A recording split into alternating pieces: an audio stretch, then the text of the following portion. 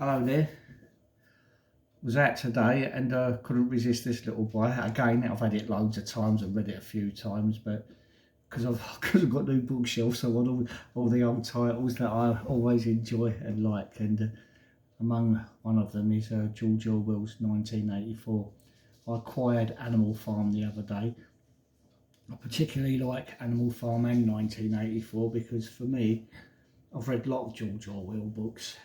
I think the only one I haven't read is The Clergyman's Daughter, but I aim to change that one very soon. He seemed like a real social conscience, George Orwell, and as I was searching for something through most of the books he wrote, but because I read them backwards, I read sort of Animal Farm this second, and then went back to the beginning.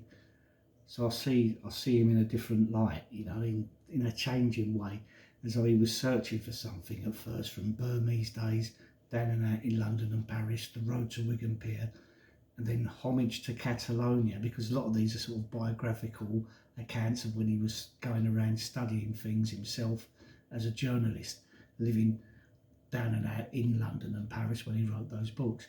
And I think when he did homage to Catalonia, all of what he was searching for just fell away. He'd just give up because he could see that certain things concerning new orders that he was exploring, I don't want to say a particular type of thing, but he was exploring new ways against empire and colonialism, but he was exploring new ways, and you could see that when it came to homage to Catalonia, these new champions weren't all quite they were made out to be.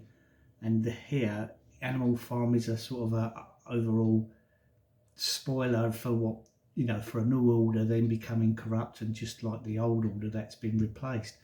A sort of a story that's better the devil you know than the ones you don't. And perhaps this is even more so, set in a futuristic imagined 1984, a dystopian horrid future, sort of like North Korea on steroids, if you want. But it's about a man named Winston Smith who has the audacity to buy a scrapbook, a book from a junk shop, and starts writing his own memoir, and gets himself into a lot of trouble with the New Order system, Big Brother, and INSOG, and all this sort of thing. It's a marvellous story. And I would guarantee anyone who has not read it, although I think a lot of people have, but anyone who has not read it, you've got to read it imagining a future from 1948 when he wrote the novel. I think he changed the year from 48 to 84 as an imaginary future, dystopian future, but it's a splendid story, and I couldn't advise it more.